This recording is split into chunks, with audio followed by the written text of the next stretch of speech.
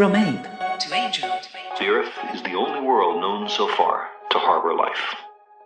Our biosphere is being sacrificed so that rich people in countries like mine can live in luxury.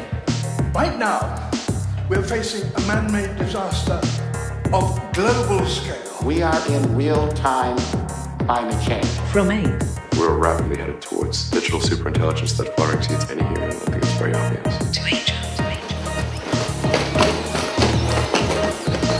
One mind lives in the cloud, and the benefit of saving a life far outweighs the cost of building me a new body. From ape There is no human nature. There's human behavior. And to angel. Together, we can make real change happen. The Earth is where we make our stand. Now, if you follow me, we'll go to the future. Hello, and welcome to From Ape to Angel. This week we explore a vision to future-proof southeast Queensland.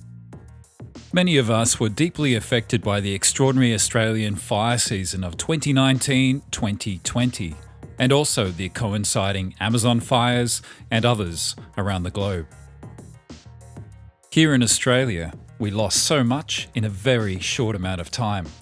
We blew our annual CO2 emissions budget, lost far too many forests, with fires even reaching into previously unburnt rainforests. We lost the lives of loved ones, we lost homes and the cherished memories within. Our national and state responses were abysmal. We didn't have enough water, we had too few firefighting aircraft, trained firefighters, vehicles, even fuel for vehicles, and in many instances, even the most basic protective equipment.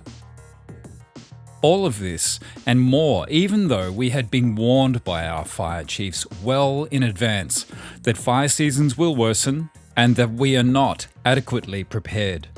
And sadly, many of these problems still have not been properly addressed to this day. This is deeply troubling because according to NASA, the IPCC and the United Nations, and our own CSIRO, fire seasons and extreme weather events are going to become more frequent and intensify globally. Climate change is accelerating due to feedback loops. For example, the rising temperatures are melting permafrost in the far north, which in turn is releasing more methane and further increasing temperatures. In short, we face the single greatest crisis in our species' history. We need to adapt fast and make profound preparations to avoid losing everything we hold dear. We need a massive collaborative effort, as we know we can because we have done it in the past during times of war. Interestingly, we have solutions for all of our problems. We have the resources, the skills, and the technology. However, we face one giant hurdle, which I'll touch on later.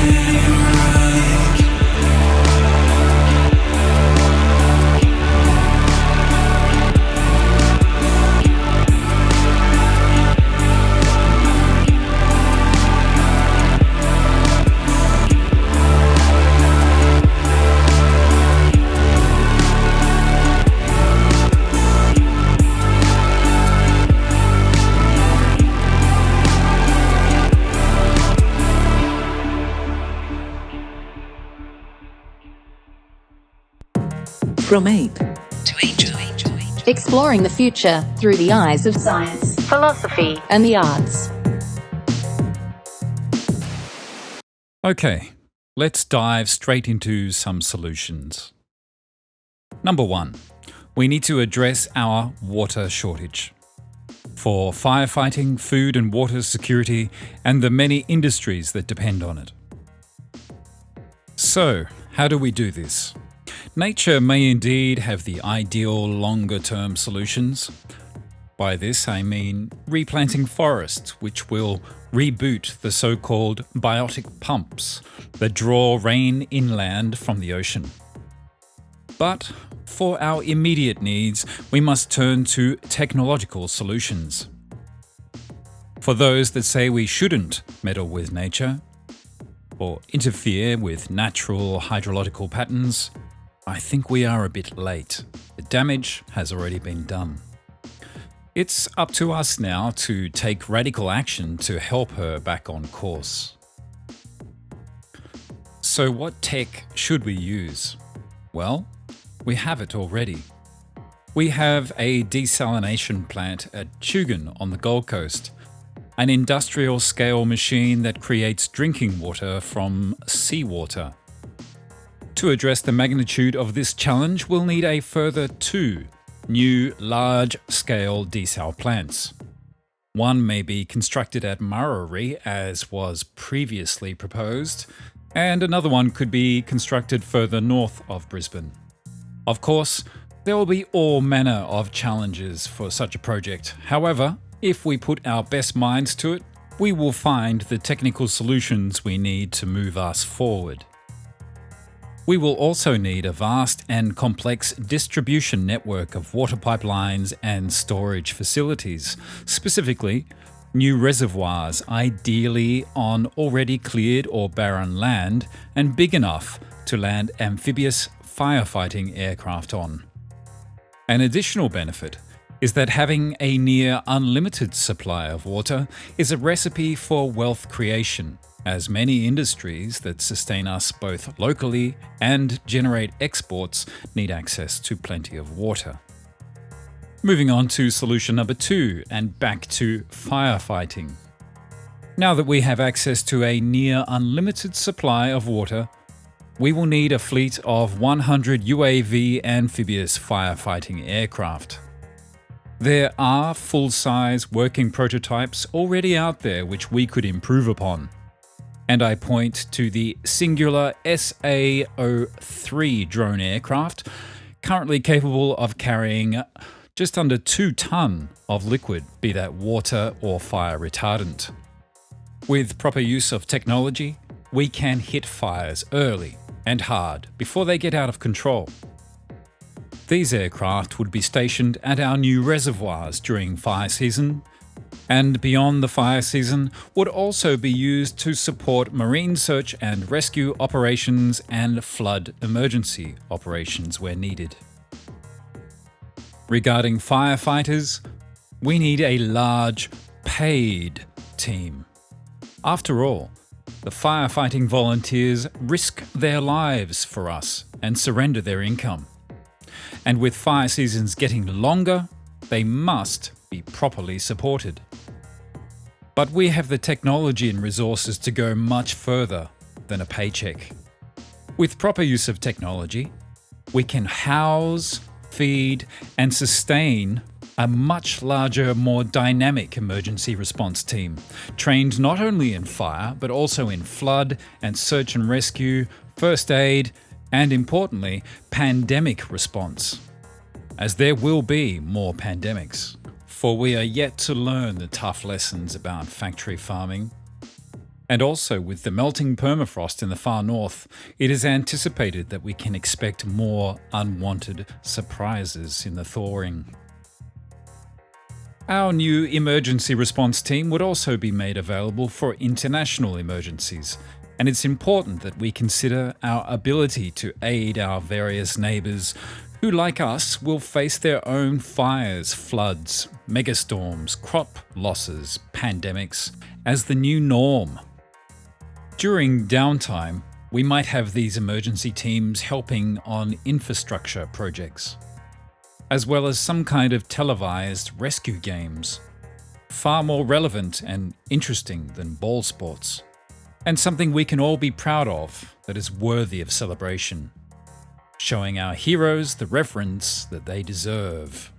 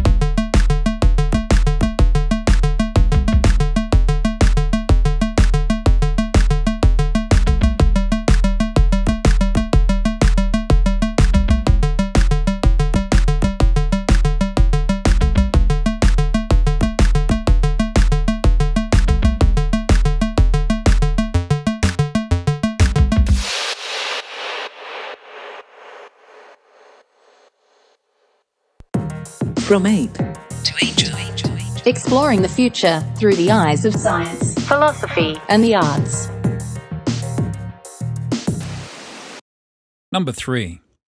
We need to protect our food crops and also dramatically improve production processes and our ability to export food for our economy and for our ability to help the millions who will starve because of crop losses due to rain pattern changes and future storms.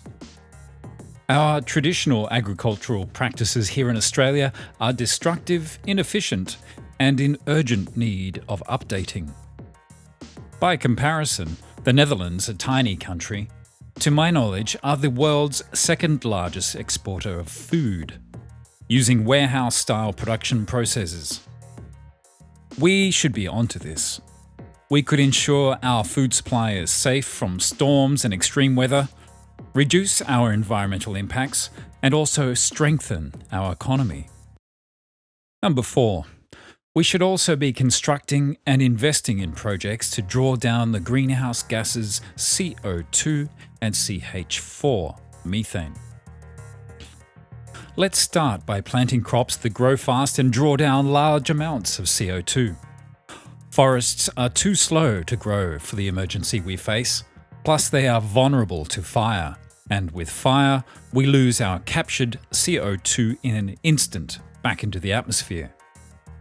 Hemp, once a thriving industry, is the most obvious solution. This extraordinary plant is of incredible importance and value to us, and represents a magic bullet to addressing the CO2 issue whilst also boosting our economy. We would see an explosion of industry here in Queensland with manufacture of hemp construction materials and furniture, food and clothing, paper, medicine, and much more. And importantly, that CO2 we draw down from the atmosphere is locked into hard goods and not vulnerable to re-release every fire season. Queensland should be a world leader in hemp product use and export, but we are currently wasting this opportunity. Methane, however, is foreseeably the real nail in our collective coffin. It is far more potent a greenhouse gas. Its concentration in the atmosphere is exploding as greater quantities are leaking from melting permafrost and also fossil fuels industry, as well as waste, refuse sites, and more. This is the gas that may push us over the climatic edge. Natural processes for methane drawdown are too slow, and to my knowledge, there is no current technology in place to address this. We need to start developing that technology now. And we can begin by constructing industrial-scale air filtration plants that will initially draw down CO2, but can later be retrofitted for methane. The unfortunate reality is that we are probably too late. We've delayed action for far, far, far too long. Despite the doom and gloom, however, our species are not quitters, and we must fight until the last. Such an extraordinary, beautiful, and rare life in a cold and barren galaxy is a gift of chance so valuable beyond measure. We would be wise to treat this gift with the great reverence and care it deserves. We must persist with hope and do everything that we can. Humanity has spirit and ingenuity and the capacity for achieving the near impossible, and that is what we must do. You've been listening to the podcast From Ape to Angel. I'm Jared, thank you for joining me, and catch you next time.